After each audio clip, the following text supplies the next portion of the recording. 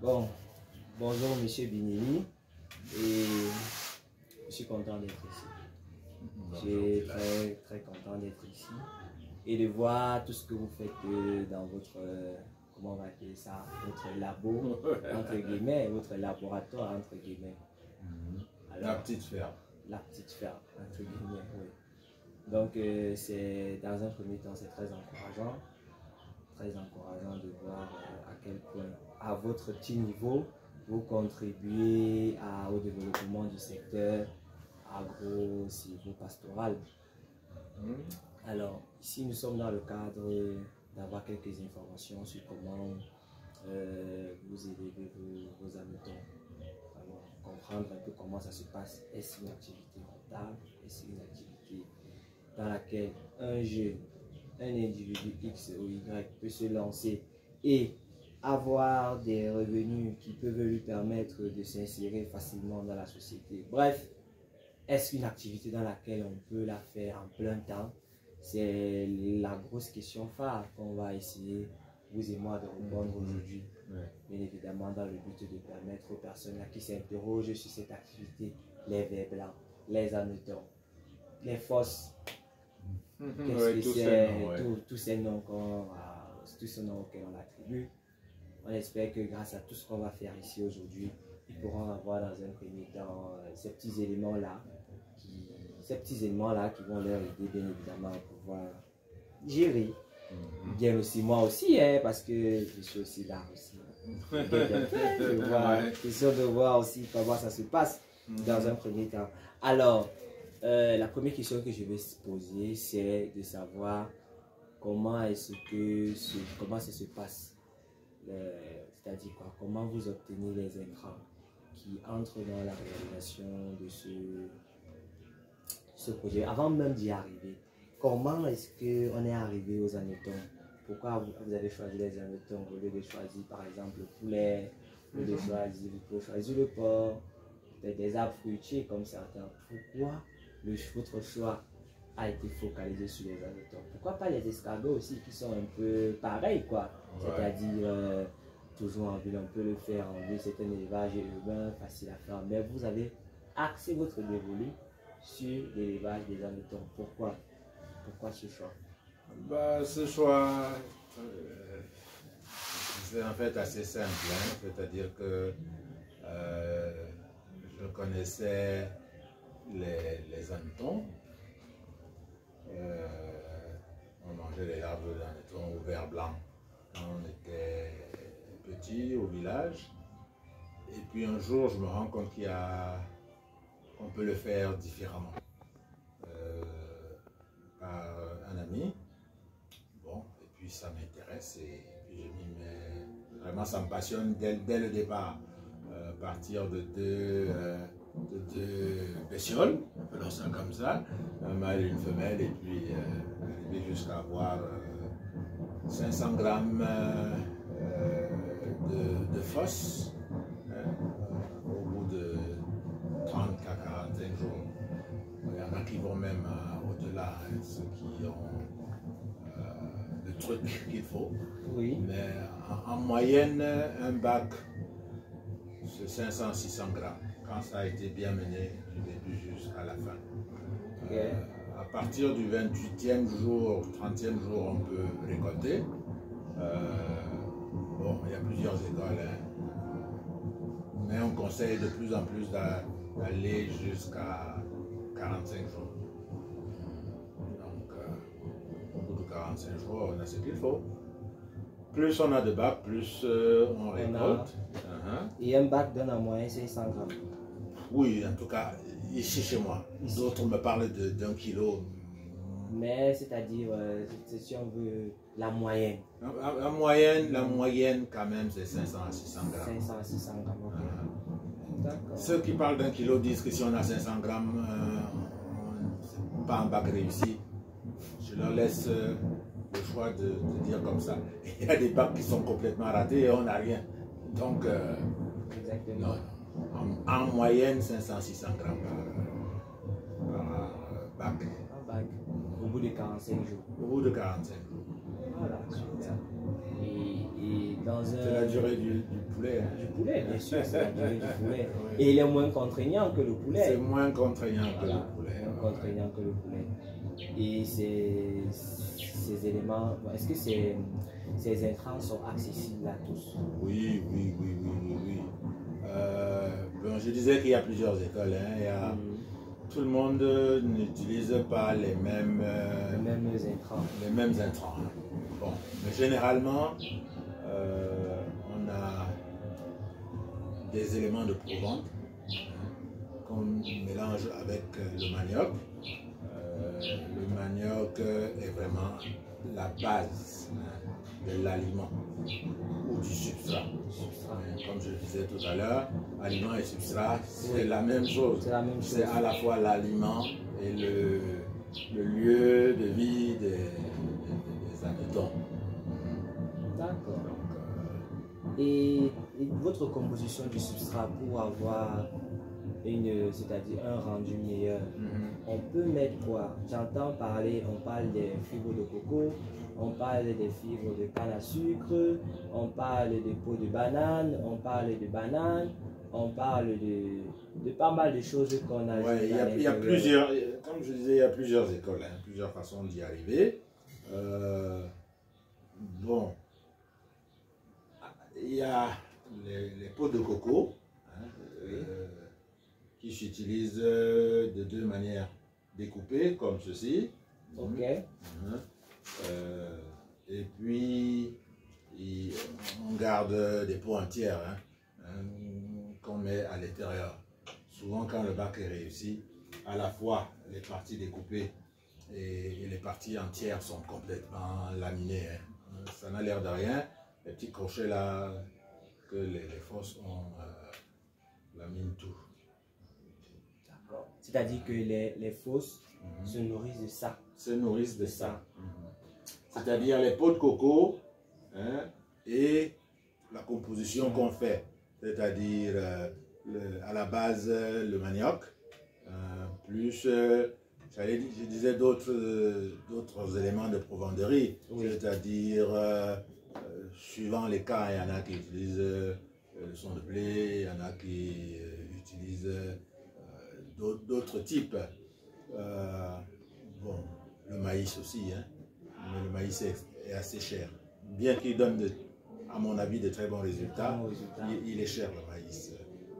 C'est-à-dire le maïs écrasé. Le maïs écrasé, oui, bien sûr, bien sûr. Tout ça est en poudre, qu'on mélange et qu'on leur donne. Donc il y a le maïs, on ajoute à la pâte de manioc, la poudre de maïs, le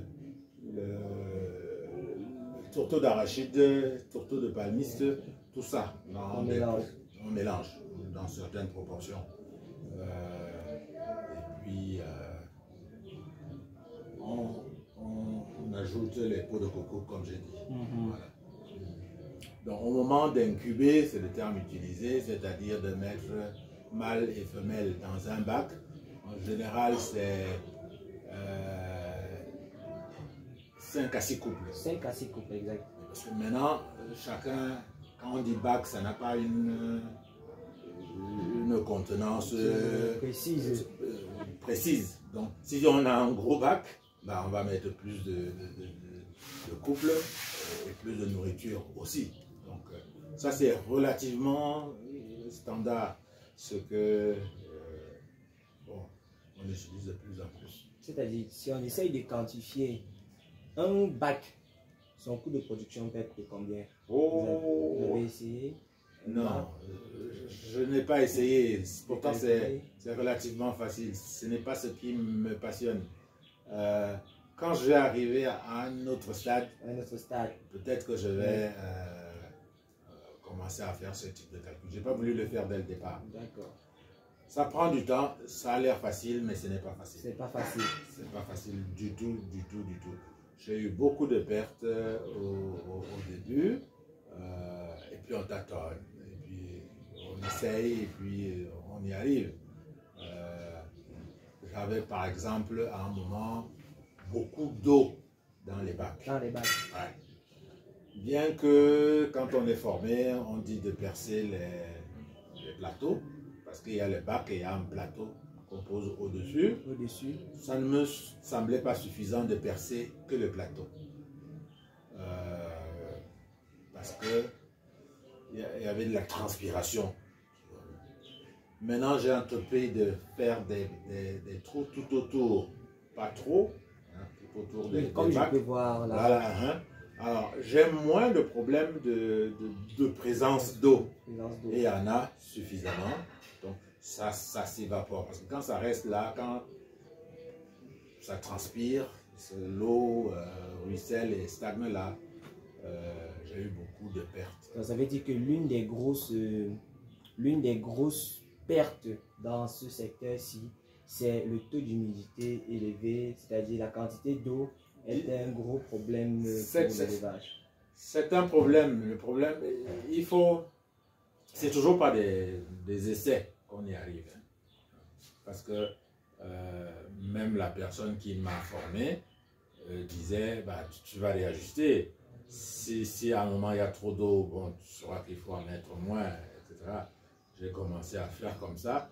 Mais quand on te dit de mettre 2 litres d'eau, c'est calculé, hein, ceux qui l'ont fait avant, c'est calculé, il y a besoin de 2 litres d'eau. Mais si de l'eau additionnelle se crée, parce que dans l'atmosphère ça se fait comme ça, au bout de 30-45 jours, ça nage là-dedans. Et souvent, on a des pertes. D'accord. D'accord. Ça veut dire que c'est 2 litres d'eau durant le cycle de 45 jours. Ouais. On peut rajouter si à un moment on estime que... mais si on est parti sur 2 litres d'eau, avec les quantités qui sont indiquées, hein, on n'a pas besoin de rajouter. On n'a pas besoin de rajouter. D'accord. Et est-ce que vous trouvez facilement les géniteurs? Les géniteurs, on les trouve de plus en plus facilement, mais ça reste cher. Cher. Ouais. Et il y a 2 types de géniteurs. On appelle les capturés, c'est-à-dire les géniteurs obtenus dans la nature. Dans la nature. Et puis les vierges. Les vierges parce qu'on les a élevés soi-même et on est certain qu'il n'y a pas eu de contact a priori entre mâle et femelle. Parce que quand on arrive au stade de production des géniteurs, on a les cocons et puis on surveille régulièrement et dès qu'on a un géniteur, un hanneton qui est sorti, si c'est un mâle, on le met avec les mâles. Si on les laisse ensemble, bon,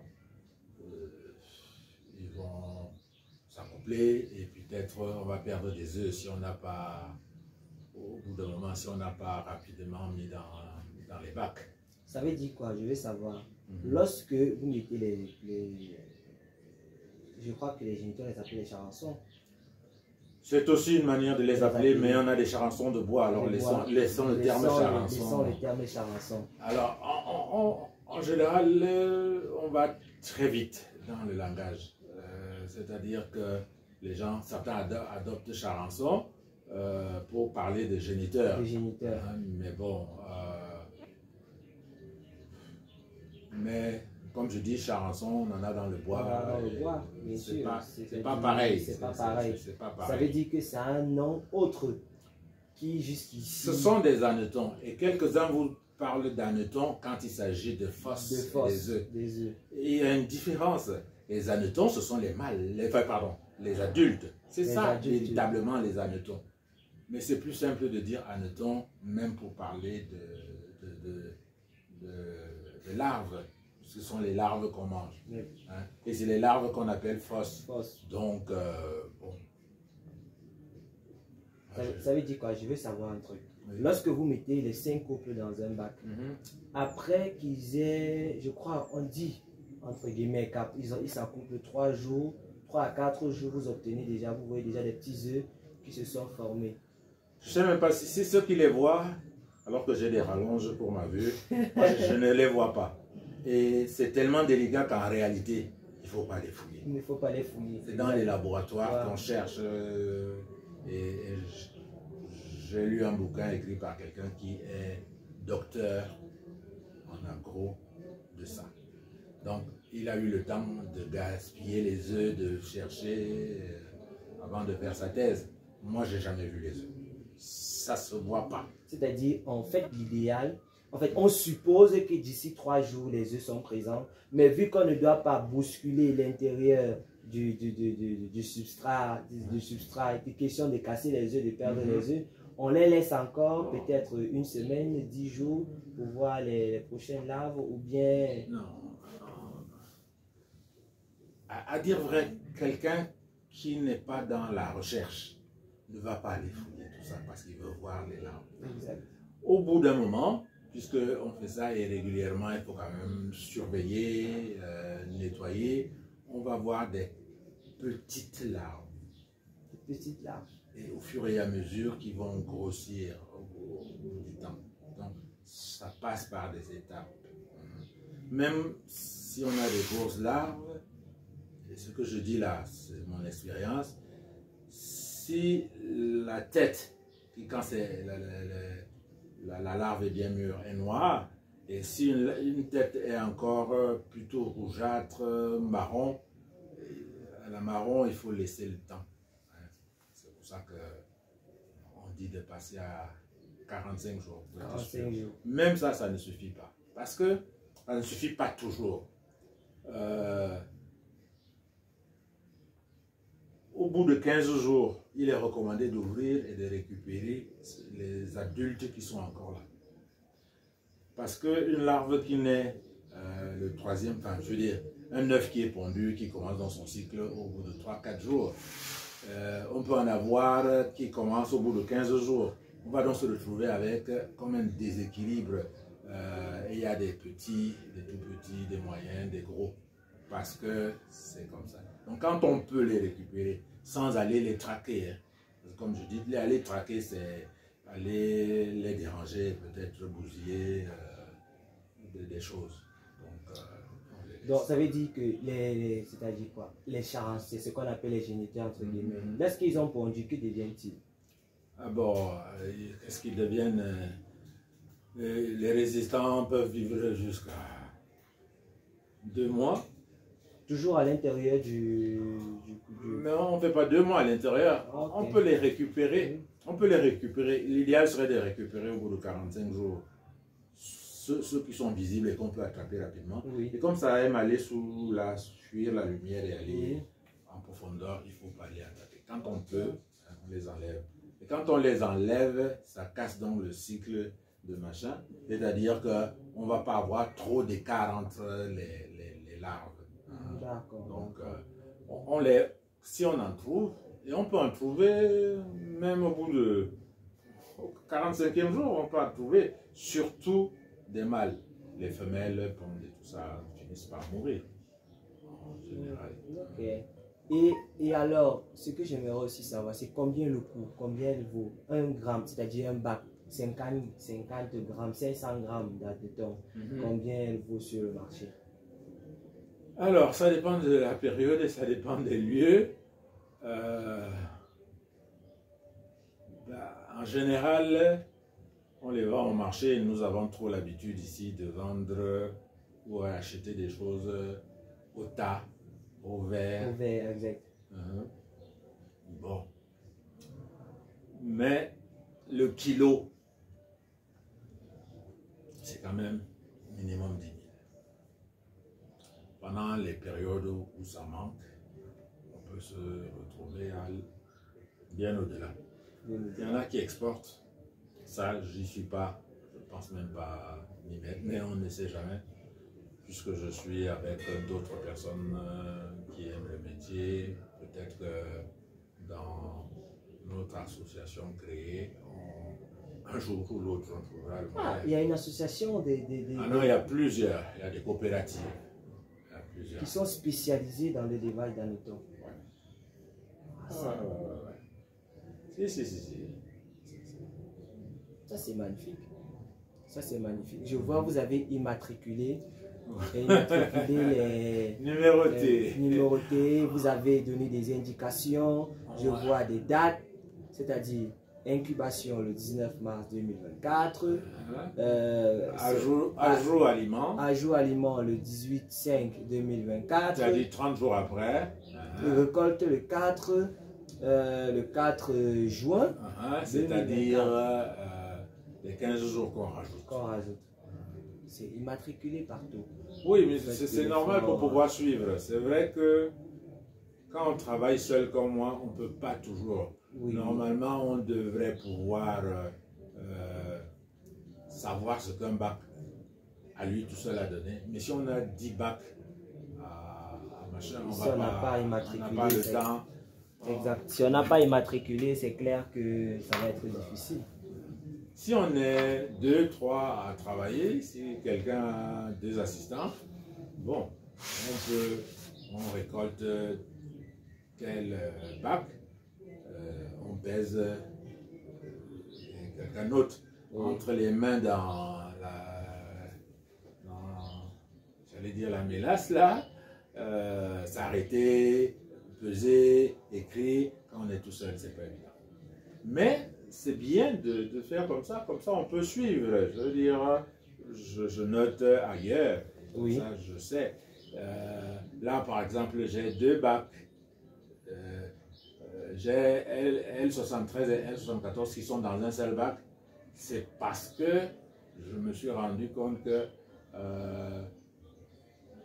les 2 bacs ne présentaient pas des garanties d'un succès au bout.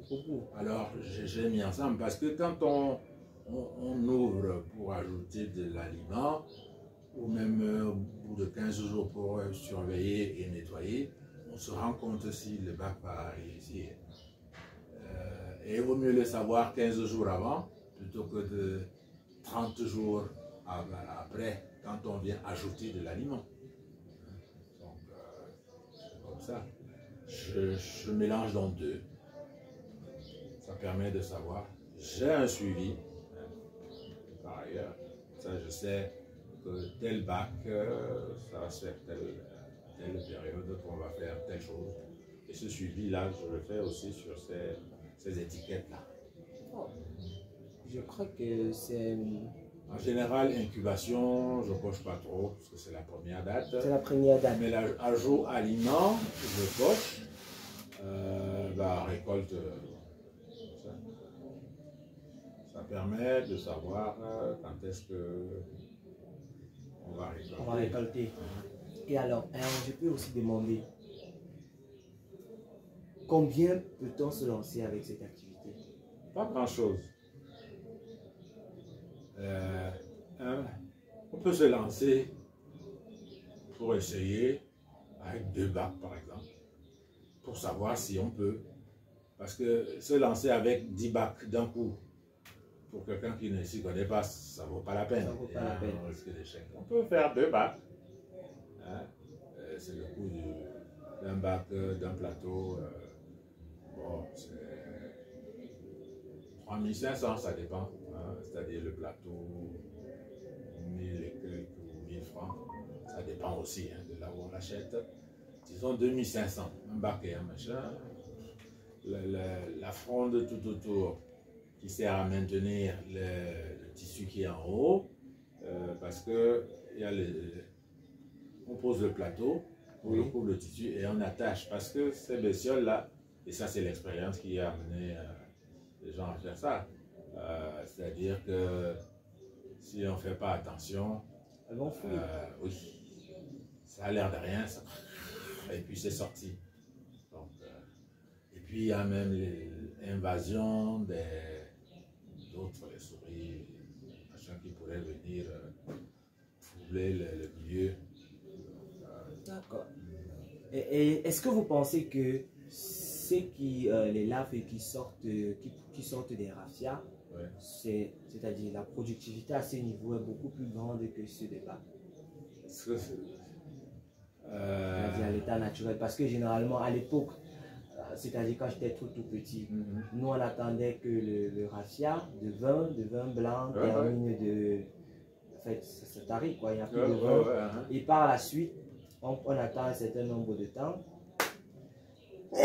On attend un certain nombre de temps et On a les bacs, on a les fosses. Les fosses, oui. Et on revend. Ouais. Alors, je peux pas, j'ai pas fait une étude là-dessus. Là-dessus, je n'ai pas lu dans mes lectures, et j'ai lu des tas de choses par rapport aux hannetons et aux larves. Je n'ai pas souvenance d'avoir vu une étude comparative. En termes de rentabilité. D'accord. Ici, quand on fait bien, c'est calculé.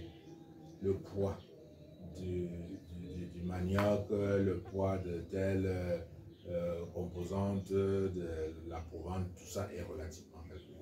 D'autres personnes ont travaillé dessus